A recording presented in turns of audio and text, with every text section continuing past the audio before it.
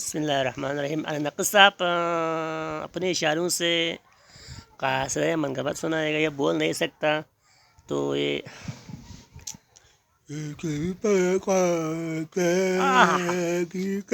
आमीन जी।